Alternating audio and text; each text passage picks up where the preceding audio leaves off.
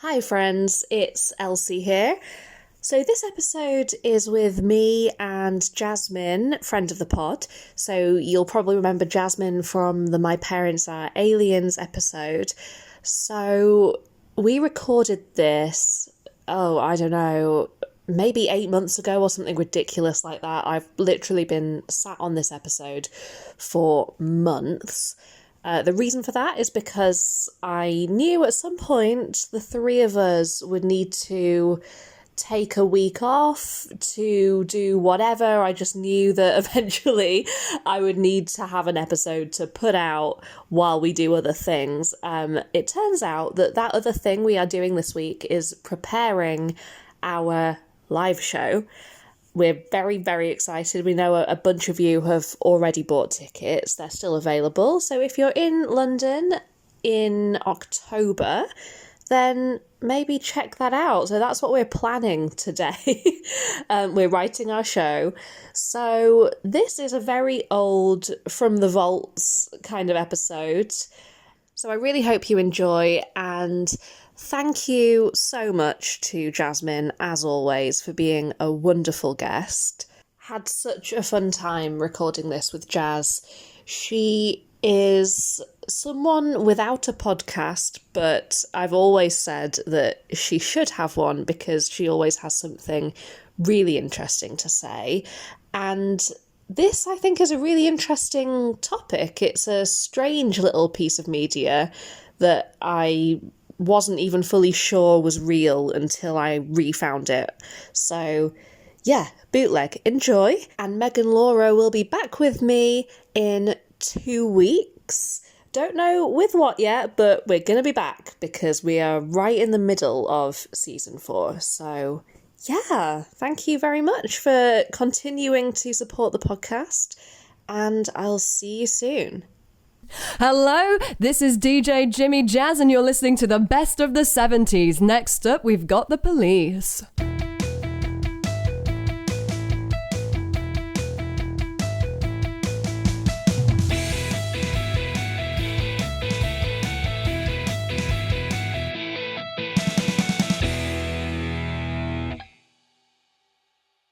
We are joined by very special returning guest. Woo! Friend of the pod, Jasmine Hale. Hello. It's so nice to have you back. Thank you. You recognise Jazz from the My Parents Are Aliens episode. Yes, I hope you don't. In fact, that is the episode that got the attention of one Mr. Tony Gardner on Twitter. TV's own. TV's own Tony Gardner. Comedy's Tony Gardner. So thanks for that, Tony. We're back. It was an alright episode. What do you think? You weren't that pleased with it, right?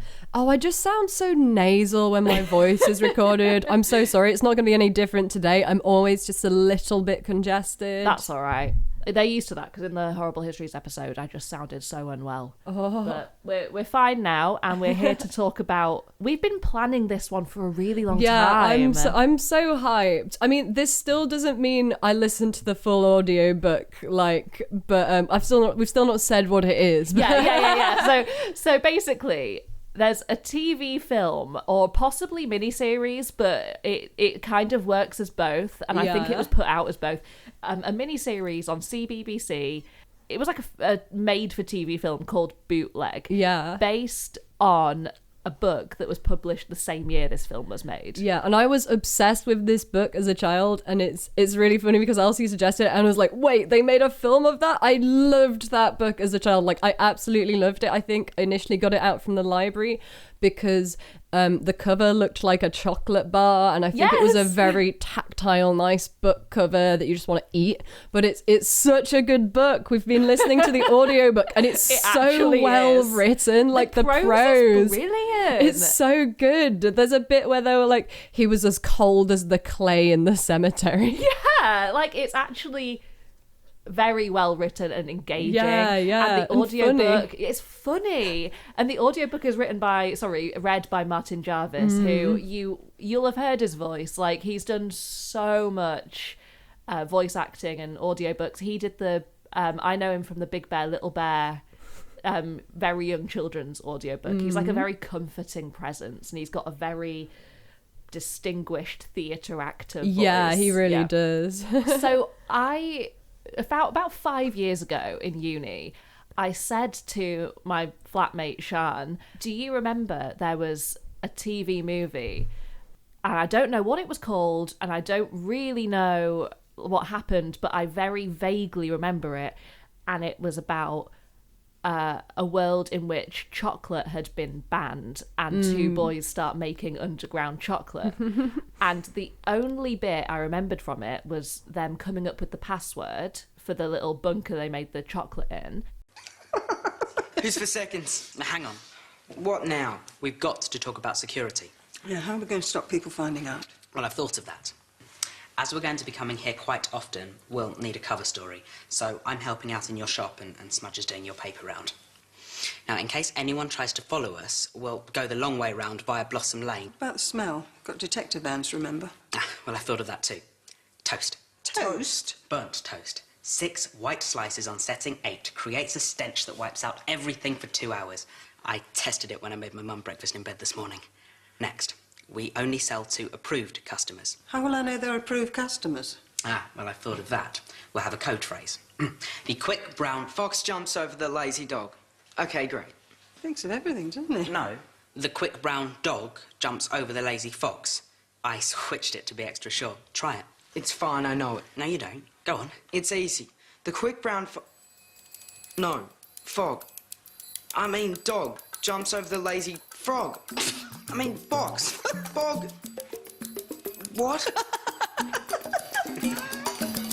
Come on, Smudger. Which was the quick brown dog jumped over the lazy fox.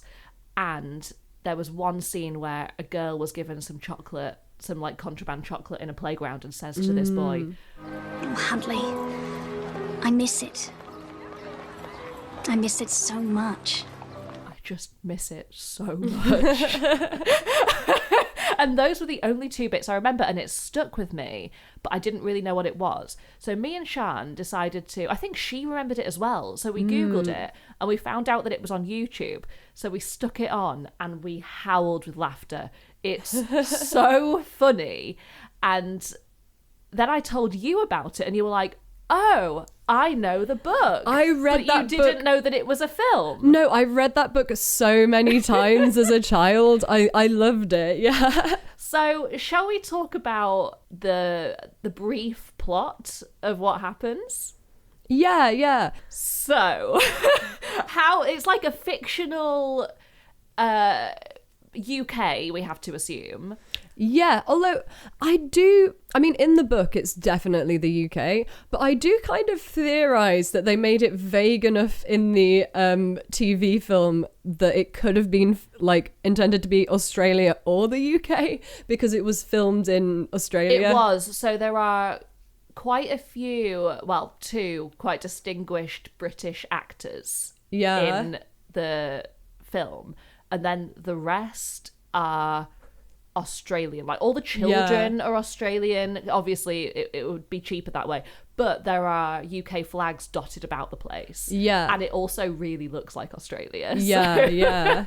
I mean, also though, Australia does have the UK flag in its flag. Yeah, that's true. Yeah, I mean, I'm pretty sure it is meant to be the UK, but like the because Alex Shearer, who wrote the book, is from the UK. Yeah. But I just wondered if maybe they made it broad enough so that it could be Australia if they're putting it out for both audiences. I don't know. Yeah. I actually don't know if it broadcast in Australia. I have no idea. No. Yeah. That's probably something we should have looked up. But anyway, it starts with 2 boys, Huntley and Smudger. Yeah, Smudger Moore. Yes, Smudger Moore and Huntley Hunter. Huntley Hunter or Hunt. It can't be Hunter Huntley. Huntley Hunt something. Well, his first name is Huntley, but that's his nickname. Yeah, but his anyway. actual name's Richard. Richard Hunt. Richard Hunt, yes. Smudger Moore. And they're walking down the street. It's like a quiet suburban area, and then fucking armoured vehicles, like 20 of them, like roll down the street and squad, like troopers. Like these troopers, like all, like so many of them, like jump out and like run into the shops and start like sweeping everything off the shelves. What are you doing? I'll call the police. We are the police. Like, it's very in your face. It's very on the nose. Yeah. Because what I thought when I watched it 5 years ago and what I thought when I was listening to the audiobook yesterday was it's very funny. It's almost a parody. Like, it's so in your face. Who would have thought they would actually do it? Don't blame me, I didn't vote for them. You didn't vote at all. Well, they're all as bad as each other. That's what half the country said, and look where we are now. A one-for-one comparison with, like, a fascist government. Yeah, yeah. And when we watched it yesterday, I was like, it's actually... Yes, it is that, but it's not... It's done quite cleverly. It's like babies first overthrowing a fascist government. Yeah, which yeah. at first I thought was like a very funny concept, but watching it, it's actually kind of obviously not aimed towards us, but it is quite a good way of getting children to understand certain concepts. Yeah. We held on to this stuff when we sold the grocery shop. You had a grocery shop? In Chestnut Lane. Old Rock's one of those superstores now. Oh, that was some fight. When they came to knock it down, pitched a tent in the road. Should have seen us, me and my Harry, in our sleeping bags, being scooped up in the air by that bulldozer. Oh, made a stand. That was the important thing. Over to you now. I will say in the film, the humor's not quite as funny. It's not quite as I want to say, like, as a parody. I know there's a word for it, but I can't figure out what it is. Okay, this is not something to mention now, but I feel we have to mention it now. One difference between the book and the TV show / film is that in the film, they have to be like, okay, I'm moving my arm up, putting it in front of me, not in like a Sieg Heil, but just like in front of my chest, palm out, and I'm like, good for you, good for you. That's how they greet each other. Yes. But in the book, and I can see why they didn't do this because it's so stupid, but it's also like, I wish they had. The official greeting of the Good For You party that's is taken over the UK. Is I say to Elsie, crunchy apples to you, comrade. And I say, juicy oranges to you. Have a banana. Yes! And that's how you greet people. Juicy apples to you, comrade. Crunchy apples to you, comrade. Juicy oranges to you, citizen. Have a banana. We hereby give notice that as from 0900 today, it will be a criminal offence to buy, sell, eat, store or manufacture chocolates in any form, milk or plain. Any person doing so will incur a £6,000 fine and face up to 5 years imprisonment. Smudger, it's true. They have banned it. It's scare tactics. How can anyone ban chocolate? Huntley, you look like you've seen a ghost. Myrtle, look. The chocolate ban, it's happened. And the only exemptions will be those with special medical needs on prescription. And Dave. Who's... Dave, that's vandalism! So? Dave! That's so over! You may think that, Myrtle, but I'm just asserting my right to free speech.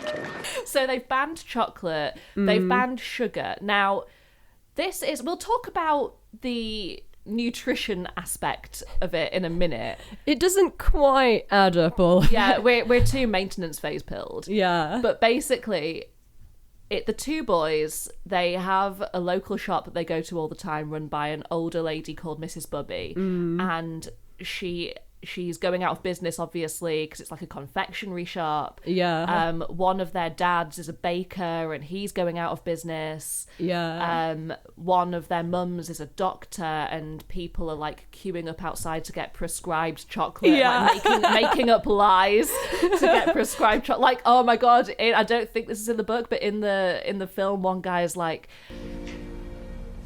And you had this how long? Ever since Somalia last month. The blackouts too. I was doing a report for Newsbreak, and our food convoy got ambushed by militia. A stinger exploded right above my head. Really?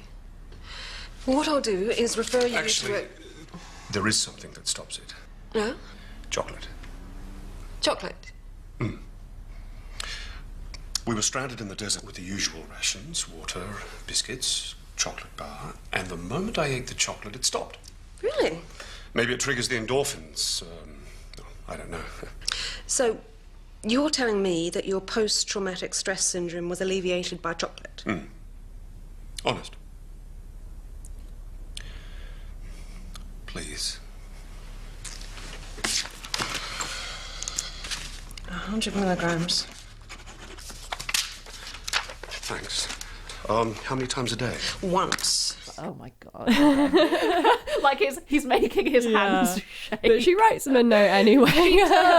She does 100 grams once daily, yeah. But yeah, so they feel very, very bad for their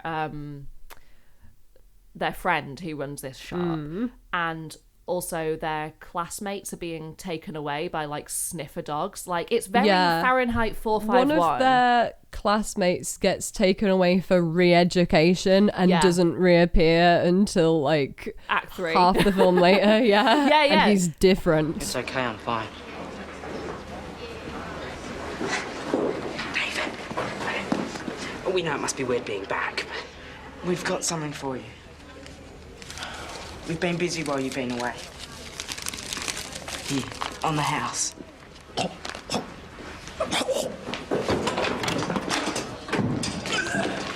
So that was Dave Chang, I think he's called. Yeah. Dave Chang is... So the way he's introduced in the movie is he vandalizes a Good For You party poster, and a character called Myrtle, who we'll come on to, says, "Dave, that's vandalism. That is so over." And that's how you know what sort of film it's going to be. And Dave walks off like, "You might think that, Myrtle, but I'm just asserting my right to free speech." And it's like, oh, this is the kind of era of the 2000s that we're in. I understand. Yeah. So Dave is like...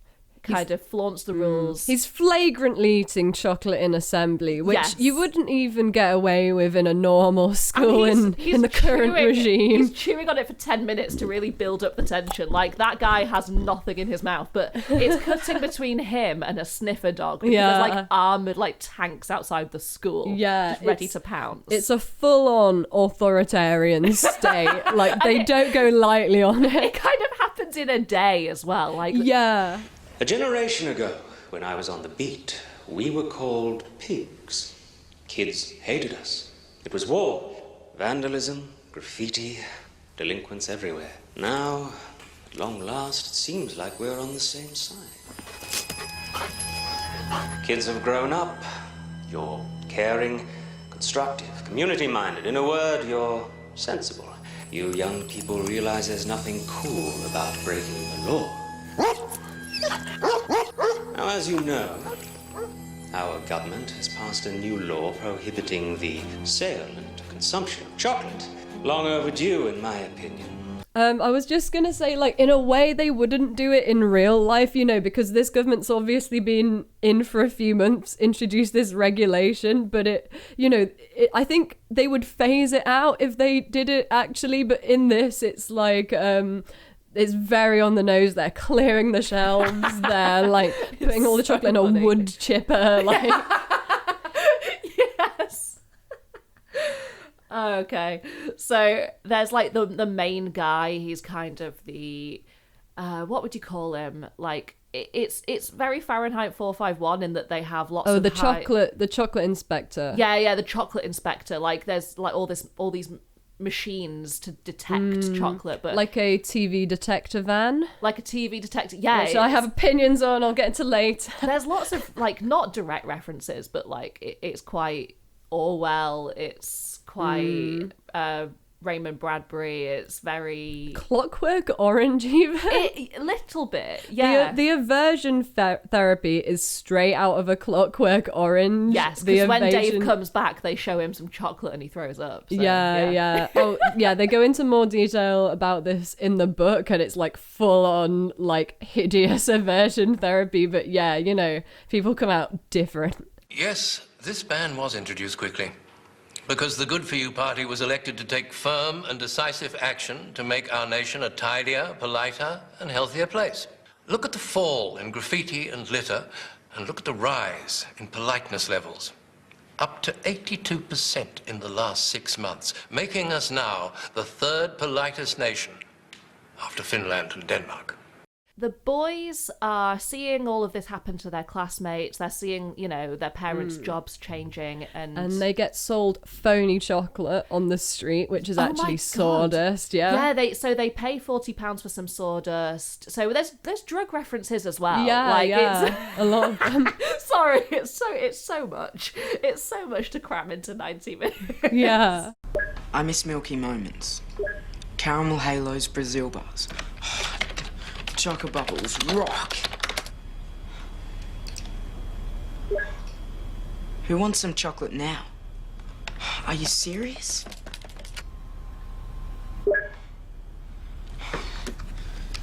Fellow fields.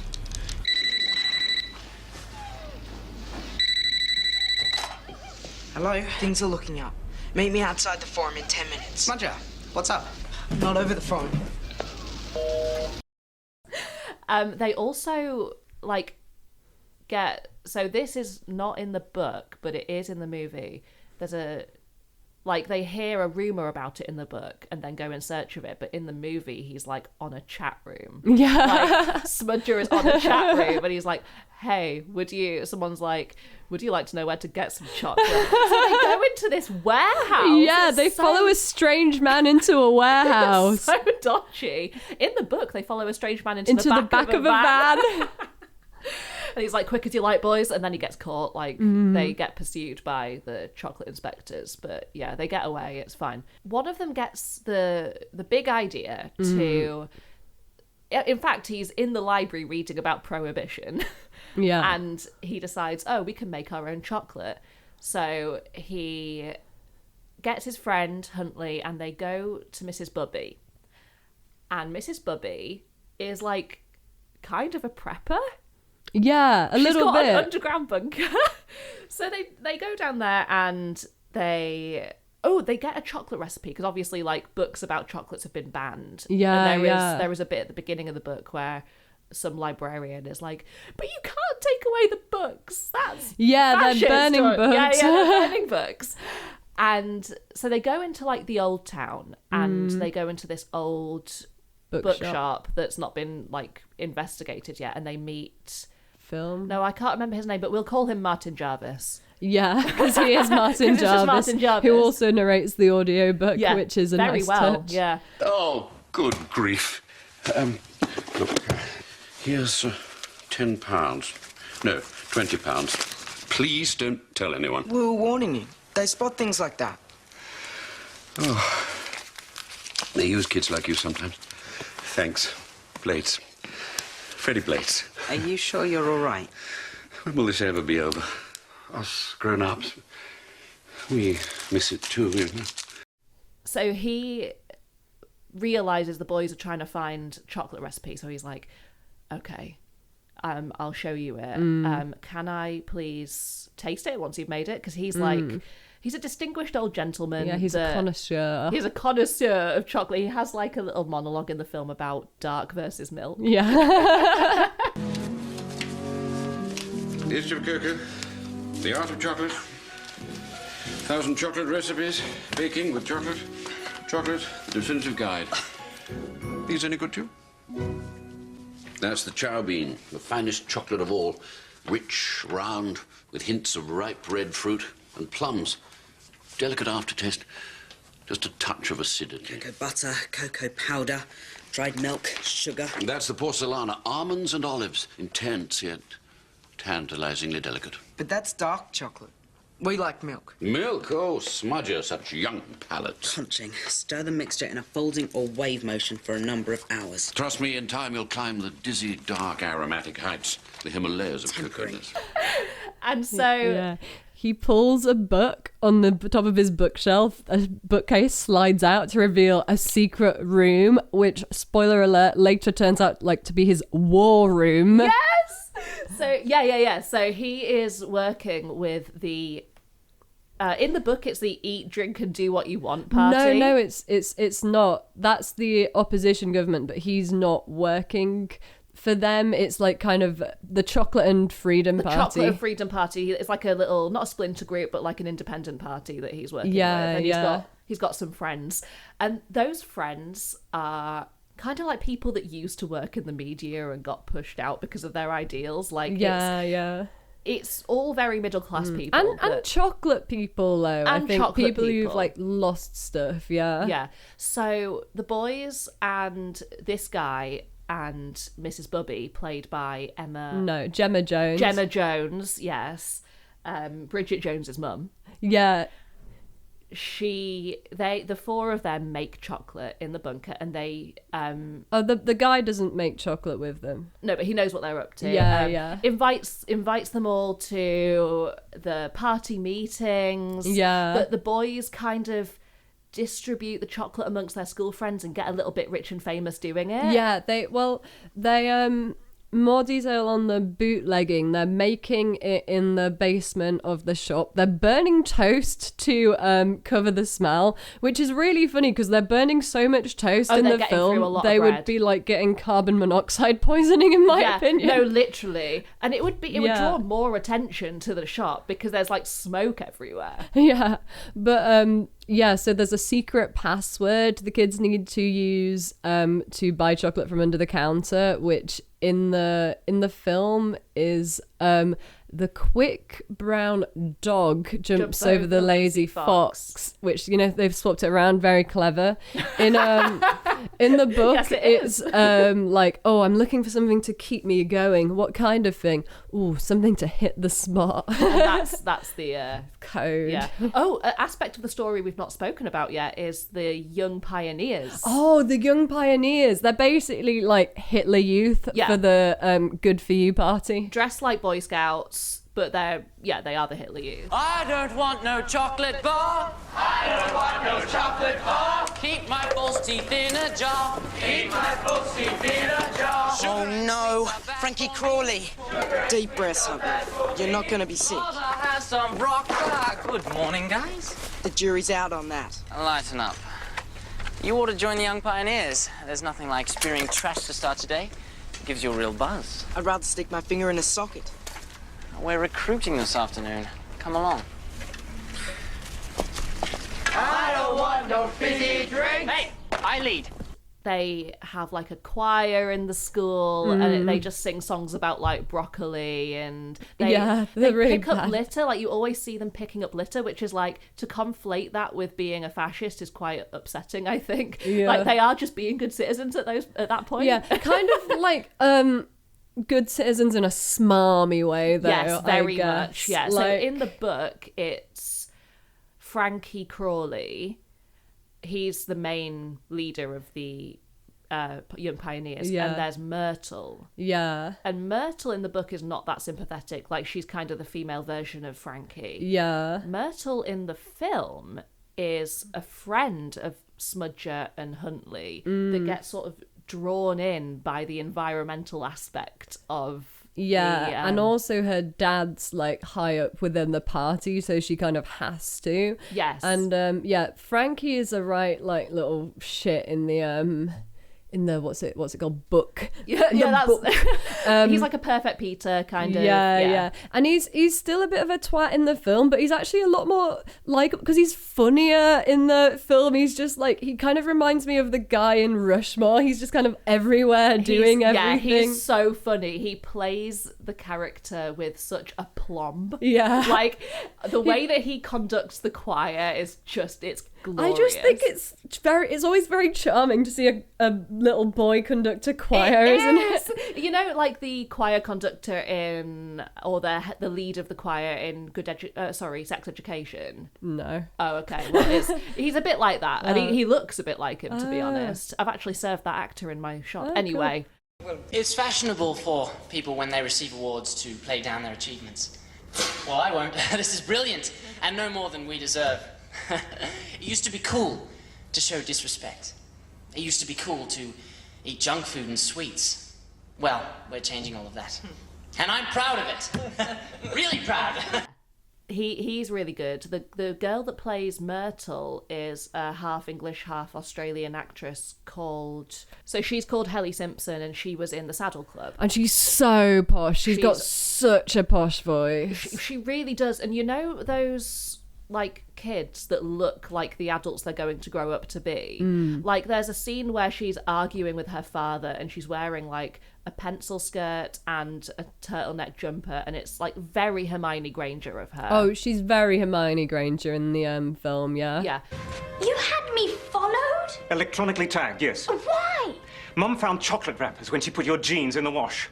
Then she saw you with the hunter boy. Oh, so you used me as bait? Myrtle, that's not Well, the I case. hope you're satisfied. Those are friends of mine, and they're behind bars now. Friends? Myrtle, give us a break. You're so easily led. This would never have happened if you'd stayed with the pioneers and Frankie Crawley. So why not just lock me in my room till I'm 21? You know with my job there have to be sacrifices. We have to toe the line.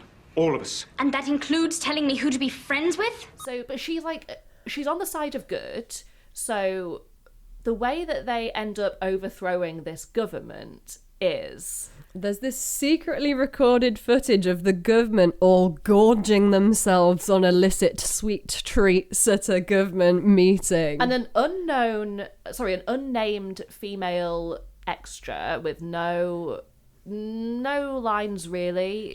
She has a couple, but like, yeah, she's just a female staffer, a very small part. She secretly recorded this. This gets into the hands of Myrtle's dad, and Myrtle, the legend, nicks it. Yeah, passes it on to Hunter and Smudgley, who then pass it on to Martin Jarvis. Yeah. And the Freedom and Chocolate Party. My favourite thing... yeah, my favourite thing about how this all gets resolved is... basically, Martin Jarvis and his friends are like, a little girl has done something extremely illegal for us and has like sold out secrets of the state, and we have friends in the media because we used to work in television centre, so we're going to infiltrate the building and broadcast it to the country. Let's face it, we still don't know for sure what the feeling is out there on the ground, the level of support there is. But if we were to show them this, the battle's half won. How could we do that? Broadcast it. I used to work at TV Centre. I know my way around. Get this onto every screen in every living room. People will rise up. But you're blacklisted. There are troopers all over the building. But they infiltrate the building by all disguising themselves as members of the Young Pioneers Choir, including these 60-year-old men. It's so good. It's so good. It's like they might as well have like drawn on freckles. Yeah. And like, oh my god. Yeah, so that's how it happens. And at the end, like, everyone's running out into the streets because they can see that the party lied to them. It's like the COVID parties. Yeah, it really is. It's but exactly also, like that. You Except know, we if, didn't do anything about that. No, if the British people actually had it in them to uprise, you know. Yeah, it's like that. So at the end, you've got Martin Jarvis and these two boys, and they're like climbing on top of the armoured vehicles, and everyone's like chanting and like cheering for them. And then there's like a little montage at the end where you can see that Mrs. Butterby's back in business, and on the front window she has Martin Jarvis he's like campaigning to be Prime Minister. And it's a nice ending, but like something that bothered me is that the people that did the actual risky work are the women. Like this staffer who filmed the meeting and this girl that nicked this tape from her dad. Yeah. Like, they deserve to be up there as well. And Mrs. Bubby, she's actually... So when the bunker gets raided, she's sent to a re-education. We've not mentioned that they're running basically an Eat Easy in the basement of the shop. In the book, it's actually much cooler. In the book, it's an abandoned air raid shelter. Yes. But it's just... Basically, they're having a rave in the basement of the it's shop. Such a vibe. It's...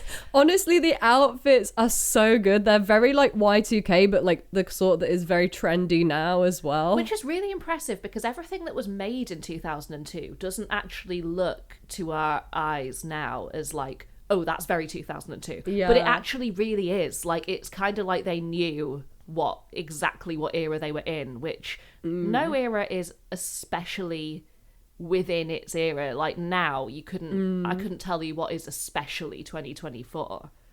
I don't know. But this is really set where it is set.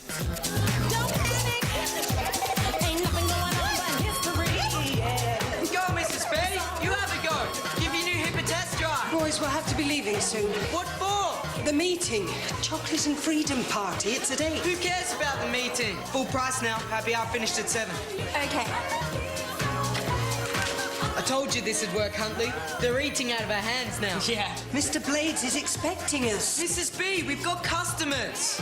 I'll go make some more toast. Yeah. So all these school children are in this bunker and having like a chocolate rave, and it gets raided. Oh yeah, because they've in the film they've put a tracking device on Myrtle, and Myrtle goes. Yeah. And so Mrs. Bubby and Smudger get sent to re-education. Huntley gets away. Then Mrs. Bubby is kind of in there until the end. Yeah, Just she sort of- pretends to be mad to get to avoid re-education. Oh, that's right. She's in like a institute in a straitjacket. Yeah. And she gets them all out at the end, and you're just thinking like some of those people probably actually are in there for a reason. Yeah. Like now they're all like on the streets. Like I get it, I do, but you know. Mm-hmm. We need to figure out this guy's name. Yeah, we do. Hang on. John Blades. Wait, no, that's not right. Oh, I'm reading the anime. I'm reading the cast for the anime. Oh yeah, they made a manga and an anime out of this, and we started watching the anime before we were recording, and it actually is really good. It looks like they've translated the tone well and incorporated giant chocolate detecting robots who can smash through walls. Yeah, it was very good actually. I don't know if I'll finish it, but it was very good. Yeah, Martin Jarvis's character is called John Blades. We've finally cool got name. to the bottom of it. Yeah. You boys sure this is right? This doesn't look like a Mr. B type of place. I don't see any other Western Street, do you? Excuse me, we're not sure if we're in the right place. I don't know if you've seen the guy we're supposed to be meeting. He's largish, about... 6 foot tall and a magnanimous disposition. Come on. Shall we talk about were we going to talk about a few of the differences between the book and the film? I mean, we have already spoken about this. I think I was just saying that he becomes the Prime Minister, but I forgot to say that. Yes, the book is one of those... you've read it, so you tell us, like the ending. Oh, yeah. I mean, it was implied at the end of the film as well, because he was, like, putting a vote for me poster in the window of Mrs. Bubby's shop, but in the...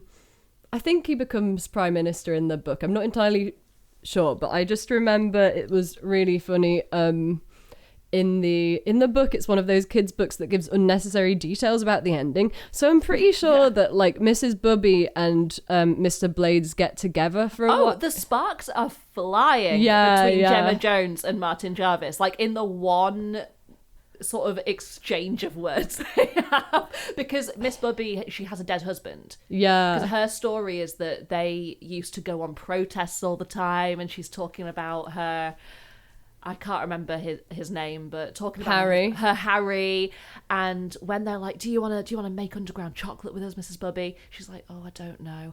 And she goes upstairs and looks at a picture of her husband and turns around, like tears streaming down her face. It's so dramatic. And she's like, what would Harry do? Oh my God. Yeah. It's not like that in the book. In the book, they're just like, do you want to make chocolate? And she's like, yeah.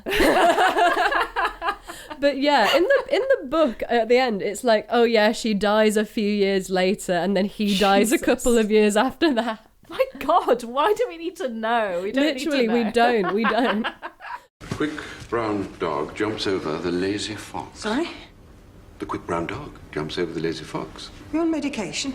Mrs. B, it's okay. He's our friend from the bookshop. Oh, sorry. Frederick Blades. Boys told me all about you. He told me all about you.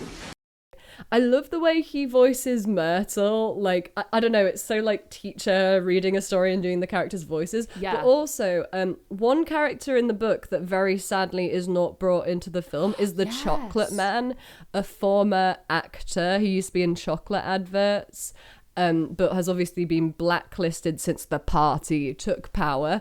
But very Red Scare. Yeah. Martin Jarvis does such a good voice for him that is so Matt Berry. I would, yes, I it's just sing a wonderful kind of half stereotypical homeless man and half former posh actor. Yeah, I think the film could only be better. I mean, it's not the only way it could only be better.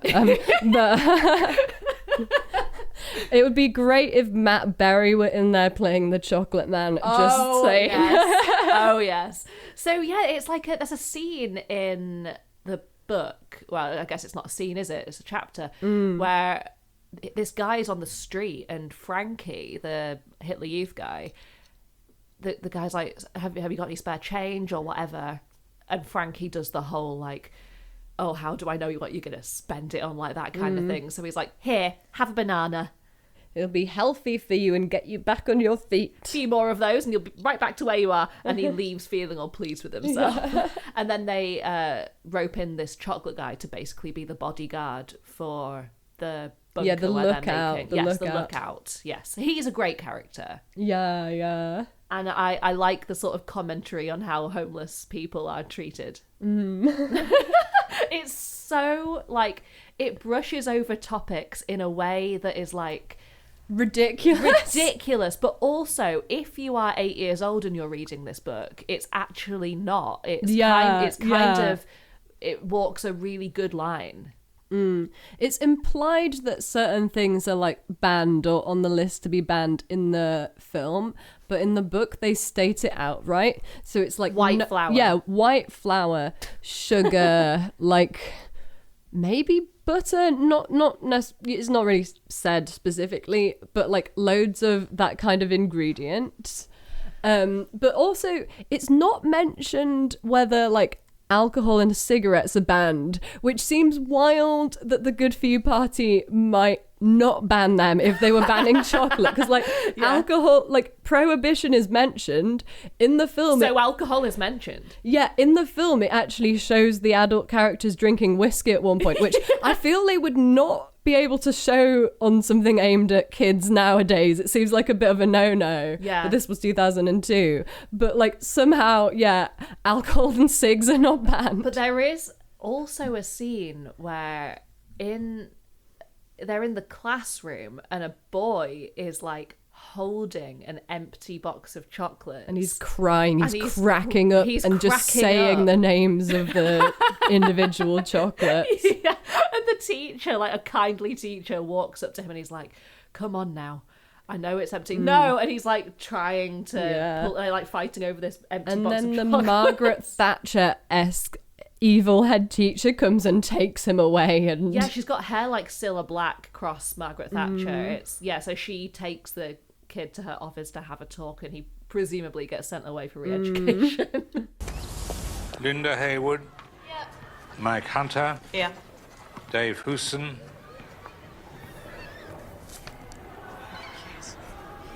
Myrtle Jackson. Raylene Ripple. Yeah. Yes, no. Mocha Fudge Sundae. Yes. Derek, are you all right? Caramel Whip. Oh, yes. What are you doing? No, don't, please. Let me have it, please, Derek. It's empty. No, leave it, it's mine. Derek, I know it's hard, believe me. No, leave it. Can't do this. I just can't. It's messed up. Well, in the film, that character is the brother of Frankie, and it's what gets Frankie to... Oh, really? Yeah. So that's what gets Frankie to become, like, sympathetic to Smudger and Huntley's cause. Oh, I didn't realise that. I thought his brother was, like, into chocolate dealing or something. I think maybe in the book, like, we find out something like that about Frankie. We neither of us have finished the book, but I think maybe Frankie changes towards the end of the book. I'm not sure. Yeah, I don't know, but there's lots of references to like chocolate abuse. Yeah. And like abusing substances. Yeah. There's a lot of that. There's also something that I mean, this just kind of adds to the whole tone of how hard they come in the first act. so they on their way to school they stop off at Mrs. Bubby's house, not house, shop. Then on their way back from school, when the ban has fully taken effect, she walks out of the back room and her arm is broken. And we're Yeah, like, her arm's in a sling. What have they done to you? Mrs. B, are you all right? They came just after you left. So much for those taekwondo classes. Well, there were 6 of them. Oh, Smudger, our shrine, they've desecrated it. All that's left now is newspapers, rubber bands and greetings cards. Literally, it is just like a straight up like authoritarian state, like, and it's like very Nazi-like. And another thing that we kind of just lost our goddamn minds at was the owner of the bakery that Smudger's dad works at. He's German. He's Austrian. Oh, Austrian, yeah. And he actually says, my father came here in the 30s from Austria to escape fascism. It's like, oh. Yeah. No, it's a lot. It is a lot. It is a lot. Not only do they talk about the re-education camps, but they also talk about fat camps. Like there's a kind of... So something in the chants of the young pioneers, like... about not wanting to be fat, like there's some fat phobia. In fact, there's a poster that Huntley's mum is required to put up in the doctor's surgery. It's like a black and white picture of a fat kid, and it says chocolate, it really screws you up. Like, yeah, what the fuck? Very 2002 as well. Yeah, but this whole sugar ban thing, it doesn't make a lot of sense. And also sugar itself cannot be detected by the chocolate detector vans. They only detect chocolate. Yes, yeah, so once it's been made into chocolate, they can detect it. Yeah, but not if it's inside your tummy. Yeah, it can't penetrate human stomachs or lead. Yeah, but it's just wild they wouldn't detect sugar. Like, surely sugar is a more obvious like thing to detect. See, I have big opinions on this, and I know that you do as well, because we're both avid listeners of Maintenance Phase. Check it out, it's an amazing podcast. So I work in a shop that is it's a refill shop, so it's like an environmental bulk foods thing, but also we sell certain things like lots of organic things, and so people think that we're a health store, and we're absolutely not a health store. No, like, we're really not. And people come in, like, I mean, I'll say it, stupid people come in and they're like, do you have any sugar-free chocolate? And we're like, no. No.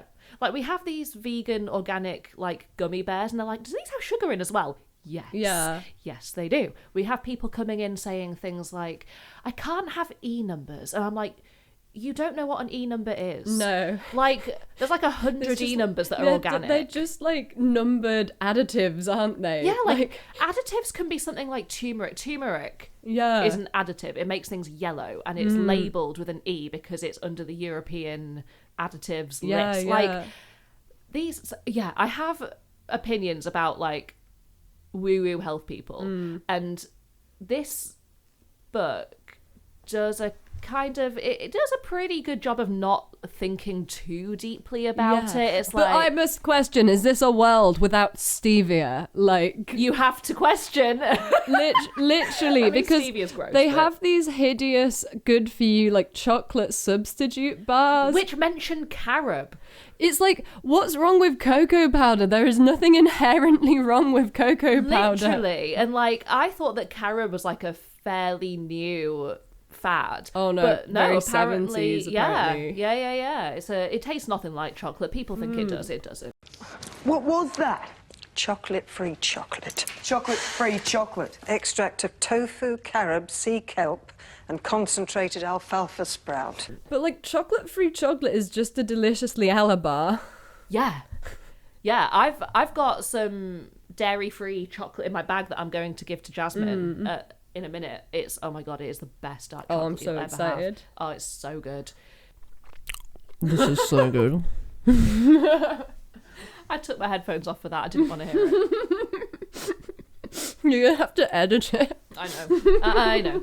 Sorry, it's gonna take a while. Yeah, that's fine. You enjoy that. It's like a praline dark chocolate vegan truffle thing.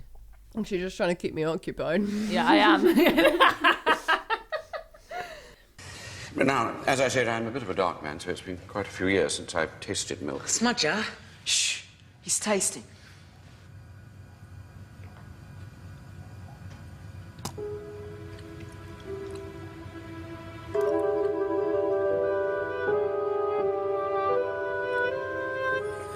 Oh, wow. I never thought I'd taste that again.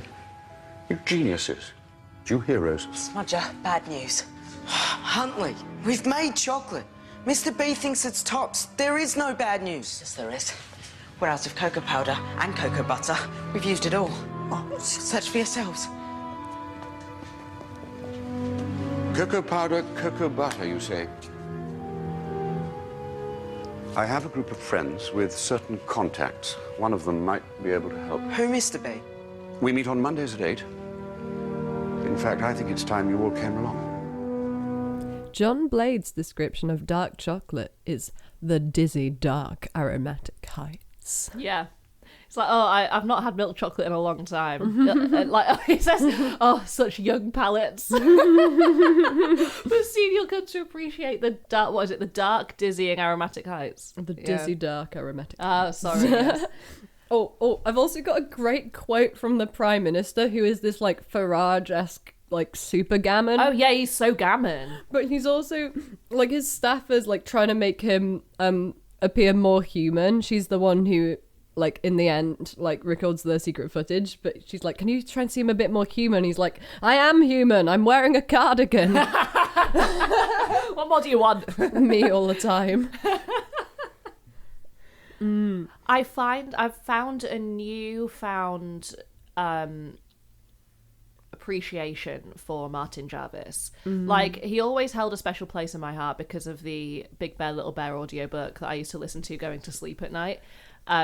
But to actually look at him, what you said, he was like a sort of bargain basement Stephen Fry. Not bargain basement, but he's of that ilk. Like, I thought him and Mrs. Bubby are kind of very similar to Emma Thompson and Stephen Fry. Yeah. Kind of like an Aldi version and therefore better.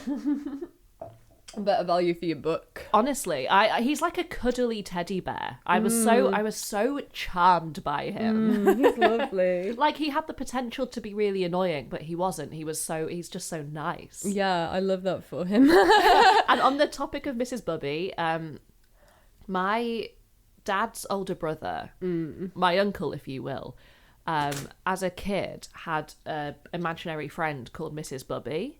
And my dad's older sister had an imaginary friend called... Hang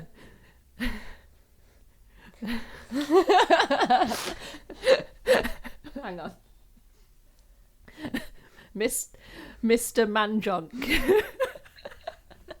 Mr. Manjonk.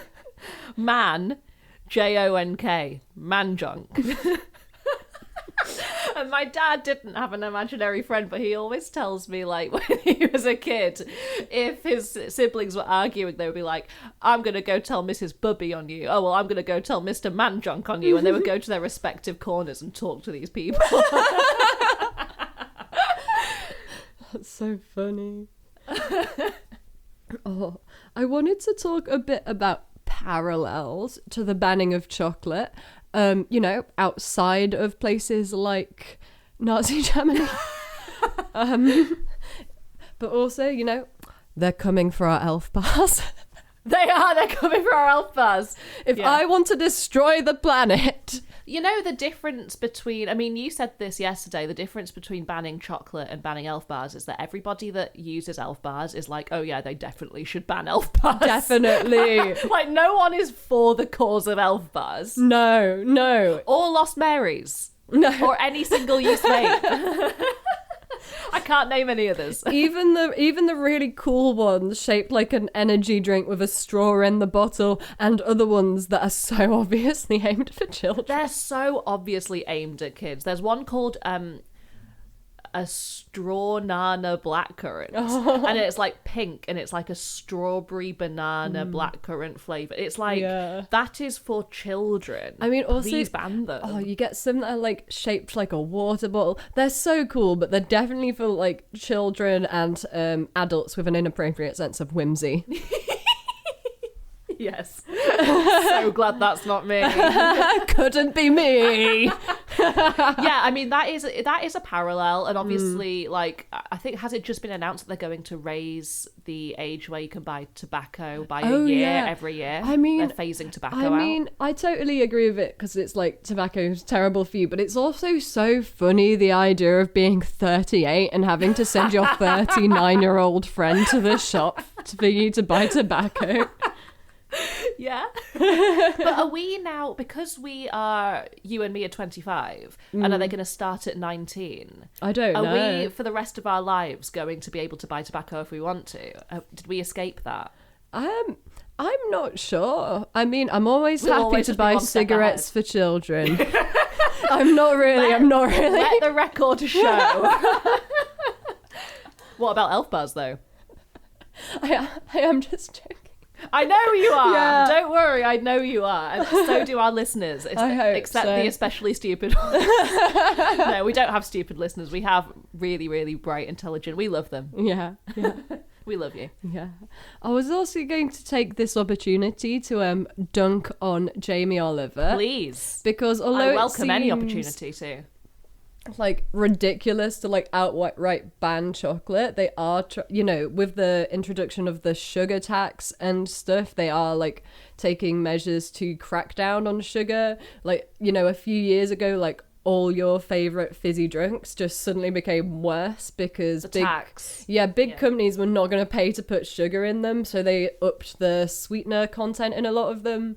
And I know Jamie Oliver is doing a lot of lobbying to make sugary and fatty foods even more difficult to get at the height of a cost of living crisis. Yeah. What did you say about when you were a kid and you were reading the book, even then you felt that it was oddly libertarian? Yeah, see, I'm not getting it half as much from reading it now. Same. Because reading it as a child, I kind of thought like, oh, this is like very anti the state. But no, I think it's just anti-authoritarianism. And yeah. The government did introduce HFSS a few years ago. HFSS stands for high fat, salt and sugar. I know this because I work in a shop, but these rules mean that unhealthy foods, like crisps and sweets and that, can only be like displayed in certain areas of shops, I guess, to kind of make them less eye-catching. So that's why you won't get like certain foods at the front of a shop anymore, and the Easter eggs are a bit more hidden away. And this is a part of a government scheme to restrict the promotion of less healthy food and drinks products as part of the government's pledge to reduce obesity and improve health. Yay. Just like votes for women, just like the abolition of slavery, this is the latest in a long history of glorious campaigns that have changed this country's destiny. There is a bit where John Blades is making his speech, and he likens their plight to votes for women and the abolition of slavery. So that's good.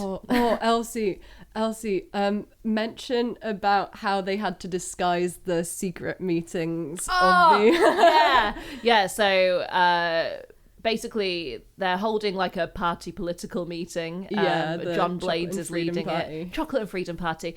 And someone has tipped off the investigators, and they burst in and find all of these rebels doing Zumba or like something. Some sort of like aerobics kind of thing. They're moving to music. Yeah, and they're chanting. Chanting like, what is it? Rather have some broccoli. Chocolate is not good for me, or something like that. Yeah, like Young Pioneer-esque. And Elsie called it revolutionary Zumba, and I loved that. I mean, I think Something I mean, I don't take issue with it because I understand, but like something that I did notice is just how middle class this revolution is. Because the whole solution is, oh, I have some friends in the media. Yeah, That's it was just the one guy, you know. No, I know it was, Yeah. but like they break into the TV centre under the guise of being the Young Revolutionaries Choir. No, Young Pioneers Choir. Friends, fellow citizens, ordinary, decent people of this country. A simple source of pleasure, of comfort, of joy has been ripped from our lives. This detested chocolate ban has struck at the very heart of our freedom, violated our rights, our very democracy. They've activated the time locks. Acetylene torches, now. This government would have us believe that it cares for its citizens, that it acts honorably, in our own best interests. Well, sit back and watch, good people, and judge for yourselves. Roll tape. Well, the chocolate ban has surpassed all our expectations. Apart from a few flurries of profiteering, isolated pockets of resistance, the troopers have done the job. The mice are well and truly back in the mouse hole. Aha! Refreshments.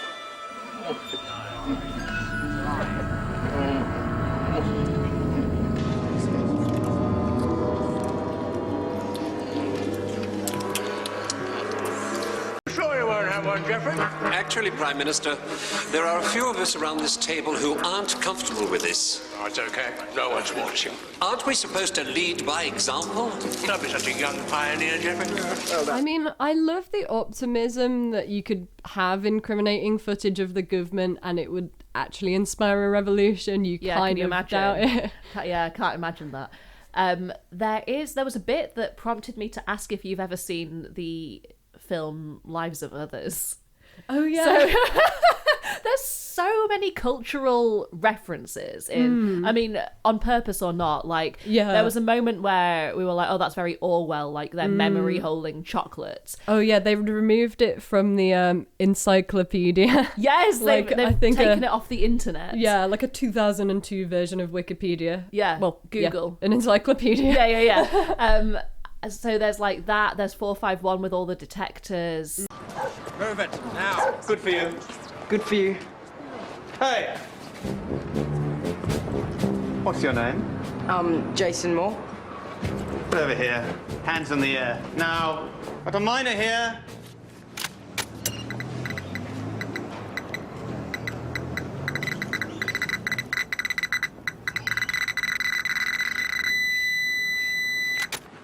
It's past the deadline.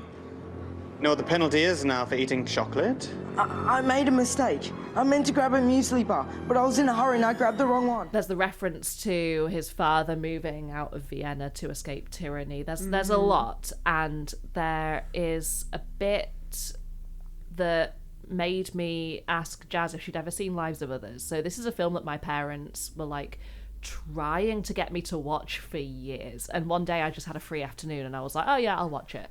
And it's like one of the best films I've ever seen. I showed it to Meg and Laura, and Meg said that she was crying by the end. She was so upset. It's got a sad ending. I think it's got a really happy ending. Oh, that's good. It's basically, so when Smudger comes out of the re-education camp, he's pretending that he's brainwashed, but he's actually fine. Yeah. But the reason that he's pretending is because somehow he knows that his house has been bugged. Yeah, people are just... It's quite annoying to me because how blasé people are about just like having chocolate and also speaking so openly. They like, despite kind of being in the middle of this authoritarian regime, they really don't seem to suspect people might have been bugged or whatever. Yeah, they're very blasé. Yeah. Oh, cheer up, Huntley. You look like a wet weekend. Smudger, it's you. Yeah, think so. Last time I checked. I mean, you're okay. You look normal. You just told me to get out. Why did you shout at me like that? You were about to say Mr. Blades. The flat's bugged. What? Everyone who was at Mrs. B's has had their place wired. Yours too. I nearly told Mum about him. Just be careful what you say. I'll have to keep up the act with Mum and Dad until the coast is clear. Come on. Where are we going? Somewhere no one's listening. But yeah, there's a in this film. It's set in East Germany, and it's about surveillance basically. And a playwright and his girlfriend, their flat has been bugged. And it's about the guy that's listening to their tapes, and he kind of gets a bit involved. He kind of gets a bit sympathetic to them. He kind of likes them as people, and he sort of stops writing down things that could be incriminating, and he inadvertently helps them out. No, sorry, not inadvertently. He secretly helps them out, and this playwright has absolutely no idea why he is getting away with so much, and it's just a beautiful film. It's so brilliant, and I really recommend it. Cool. Yeah, I mean, I showed it to them in the same month that I showed them Goodbye Lenin, which is your dad's favourite film. My dad really likes it. Set in East Germany. An amazing film.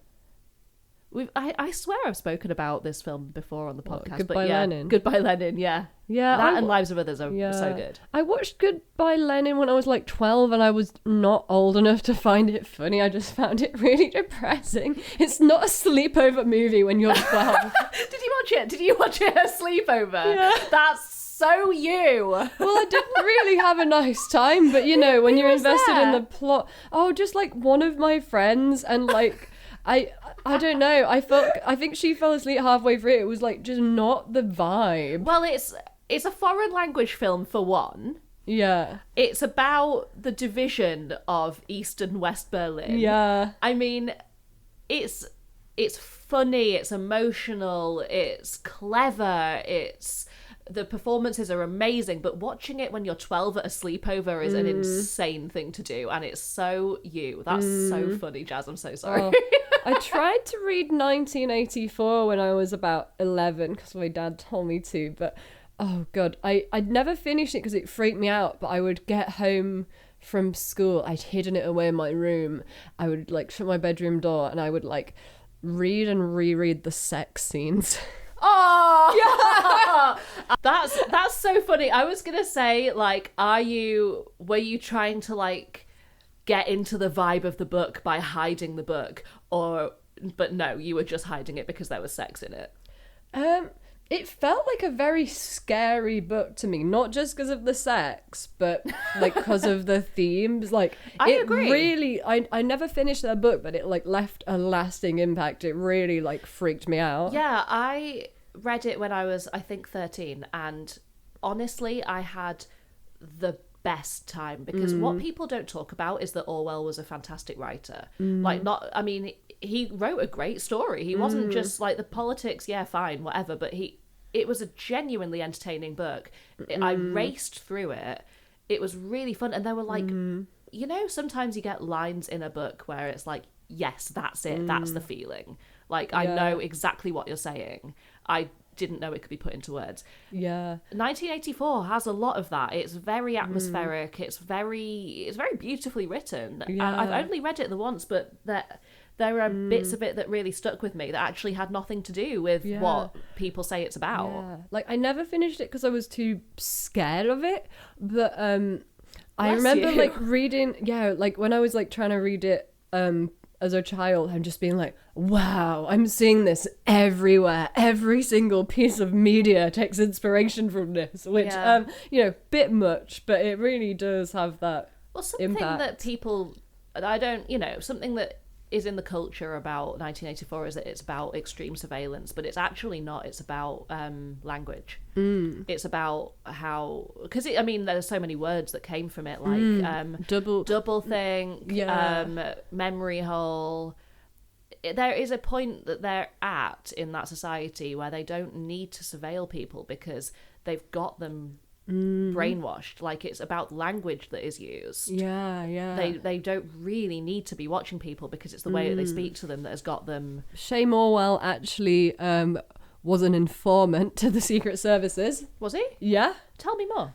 So he started off as being quite sympathetic to communism and socialism, but he kind of didn't really like the USSR, like became much more skeptical of it. And yeah, he did end up, he went, well, this article is the George Orwell paradox from spy target to informant, and I believe he did inform to MI5 on some things. I barely know anything about him, to be honest. I know that he was like some privately educated, eccentric kind of loner, but yeah, that's kind of my extent of my knowledge of him. Okay, maybe not MI5, but yeah, Orwell listed the names of suspected communists who might betray Britain if they were hired to work as writers in the propaganda unit. Whoa. Yeah. Yeah, that's an informant. Yeah. You know exactly what I'm talking about. Smudge and Mrs. Bobby have gone down. It wasn't me. Why did you do it, Frankie? Were you jealous? Did you do it for the kicks? You've been snooping on us from day one, haven't you, Frankie? It was you who followed us to the glass market, wasn't it? You followed us to Mrs. Bobby's. Okay, I've been following you. The police said if I helped them, if I passed on information about stuff going on here at school, they'd let my brother out early. But I didn't tell them about Mrs. Bobby's. I swear. What happened? Crow welched on the deal. Now he says Derek's going nowhere. I bought into the whole thing. The party, the pioneers, what they were trying to do. But after what happened to Derek, I saw them for what they were. I didn't tell the police about the party. Only God's truth. Then how can we find out who did? There might be a way. Come with me. Do you know what is an absolute bop? What? Informer. Informer by Snow. Oh. You do know it. Yeah, I don't know the names of songs. Oh, we get this frequently. Yeah, we do. It's such a good song. Hello, Jason. Or do you prefer Smudger? Put on weight since I saw you last. Wonder why? Oh, yes. Under Section 1B of the Prohibition of Chocolate Act, it is declared a criminal offence to either buy or sell or eat or store or manufacture chocolate in any form, milk, plain or dark. You've committed all 5. That's what we call a grand slam. I want the names of every person who visited Bobby's News this evening. So yeah, do you have any like final comments on this piece of media? No, well, it's not on this piece of media. I just wanted to say about TV detector vans. I think TV detector vans are for the most part propaganda. Like, there's some evidence they could have picked up from very early TVs and stuff, but I think they're fake. Just explain what a TV detector van is. A TV detector van is a van that drives around kind of looking to pick up evidence of people using a TV without having a TV license, because obviously here in the UK. Oh, okay. Yeah, Got you. Okay. Yeah, they're strict though. TV license people. Then they're not. Are they not? You've got like no chance of being taken to court over not having a TV license. I mean, a lot of people just use their TVs for using like online streaming and not watching live TV anyway. But even when people are illegally watching TV, TV licensing people have no right to like come into your home and search or anything. So how do they enforce it? By sending scary letters. Yes, the scary letters. Have you ever had one? Yeah, I've had loads of letters. Because they just send them to like all our student halls and everything. It's student. They just automatically send them out, and I think a lot of the time it's to kind of convince like maybe like international students and just people who aren't like wizened onto it that they need a TV license, like even if sometimes they don't. But they like to send threatening letters, and then you're meant to like go online and tell them you don't need a TV license. I mean, it's good information for people to know. Also, okay, here's some advice, because multiple people have done this who I know, and even after having even after I have told them about this, you cannot use the same email address to tell them you don't need a TV license that you use for BBC iPlayer. Really? Yeah, because What? Yeah, because it's the BBC. Like, if you're using if you're watching live programs on BBC iPlayer, with your iPlayer account, and that's your email address, you cannot use that same email address to tell them you don't need a TV license because you're not watching live TV. Okay, yeah, that makes sense, actually. yeah, fair enough. They fair get enough. you, yeah. They get you, yeah.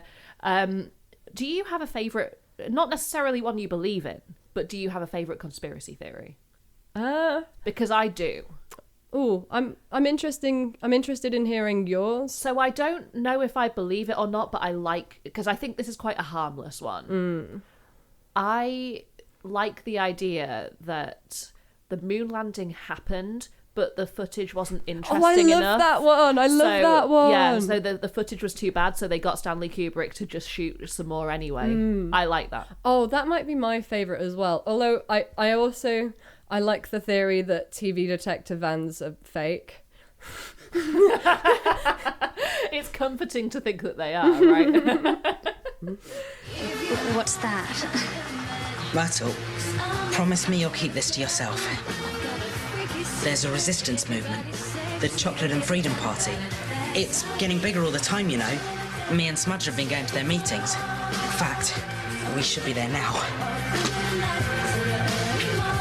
Oh, that was some party. Brave, Mrs. B. Say it after me. That was magic, you three. How old are you again, Mrs. B? 45. And next year you can come to my 40th. Here, on the house. Thanks, Mike. Thanks for letting me come. We've got chocolate, we've got class. Frankie Culligan. Guys, keep it down. Let them have their moment, Huntley. See ya. We've still got to be careful. We've come this far. I don't want anyone to blow it. That's a bit rich coming from you. What did you mean, a bit rich? I didn't like you inviting Myrtle. I told you, she's finished with the Pioneers. She's okay. You should have checked with me first. She could be a security risk. Security? I think I'm the one who knows about security. If it hadn't been for me, we'd have been caught by troopers weeks ago. If it hadn't have been for me, we'd still be moping around school scrubbing walls with Frankie Crawley. What's that got to do with it? It just seems it's always down to me to come up with the ideas. Well, hang on, it was my idea to have passwords and alibis. I'm talking about the big ideas. Oh, so I don't ever No, have you any don't. big ideas. No. It's been a long day. We're getting tired and emotional. Because you and I, when we first met, our first sort of shared fandom thing was Welcome to Night Vale. Yeah. You're the one that got me into Welcome to Night Vale. Yeah. And I find that such an incredibly comforting show. I find a lot of horror things very comforting, and this is one. Like a town in which every single conspiracy theory is true. Yeah. Like they just don't question the blacked out vehicles that drive around their town. They don't question the mysterious lights. They don't question anything. Yeah. And the reason I find it so comforting is because, yes, it's very creepy, but they don't care. It's just like average local news to them. And I just find it very... It's a very comforting listen. I like it. Nothing's ever going to touch them. Like, yeah, everyone keeps dying around them, but it's like, this is our home. If we'd gone to that Freedom Party meeting that night, none of this would have happened. We forgot about the big picture. This whole thing was never just about us getting chocolate or making money. Serves me right. Hey, it was my fault too. You were right to be suspicious of Myrtle all along. You weren't to know our old man had set her up. Aww. Do you have any final comments on the piece of media that is Bootleg, either as a film or a book or an anime? Fantastic book. You should read the book or listen to it, because then you get to hear the dulcet tones of Martin Jarvis. Yeah, and eat chocolate, and please fight against our corrupt, incompetent, tyrannical government. Yes. Oh no, sorry, that's something I wanted to say actually right at the beginning, and this is in the book and the movie. It's a very soapboxy moment where the grown-ups, the parents, they heard their parents talking about this, that there was someone driving by with a car sticker saying, "Don't blame me, I didn't vote for them." Yeah. This person probably voted for the eat, drink and do what you like party, but they were outnumbered. Yeah. Smudge's dad didn't vote at all, and his mum said, "Oh, you're the reason that they got in, because of apathy." It's like, okay, we get it, calm down. Like, Yeah, this is repeated verbatim in the film. Yeah, I know a lot of people think like voting doesn't matter because nothing will ever change for the better, but the thing is, things can and do change for the worse, and it's kind of all our duty to maintain it. Stop ourselves sliding into outright fascism. Yeah, I mean, I agree with the message in it, but it was very kind of, these are, I don't know, it was like a learning moment for children it was bizarre. It was bizarre to watch. It was strange to hear in a children's book that, oh, this person didn't vote and and their wife disagreed. Like, I don't know, it was funny. But I agree, but it was funny. Yeah. Chocolate. Mr. B, all these people, they're all chocolate lovers. Yes, my good friends, along with 90% of the nation. The difference is these people here are ready to fight for it. Welcome to the Chocolate and Freedom Party. So yeah, when I watched it again about 5 years ago, I appreciated it for how hilarious and on the nose it was, and how big it was, and how, you know, it gave us the chance to see some armored vehicles and like squads of like troopers running into the suburban streets and clearing chocolate bars off the shelves. I appreciate that image. I think it is hilarious. But watching it and listening to it now, like yesterday, it's not as stupid as I thought it was. No. It's actually, it walks a very fine line between bizarre and kind of outlandish, but also, you know, it could have been too serious, it could have been too soapboxy, it could have been too clever, it could have been too ridiculous, but it's actually, it works and it's good and I appreciate it, and it is still very funny. Yeah. This is what it's all about, Huntley. Well done, boys. Smiling faces. You know the best thing about what we did? Not the chocolate's back. No? Not the fact that we're just a little bit famous now.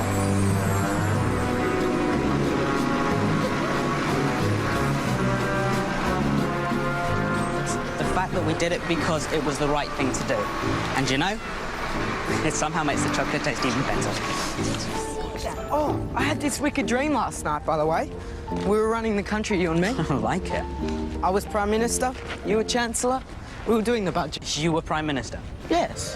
I see. Well, someone has to have the big ideas.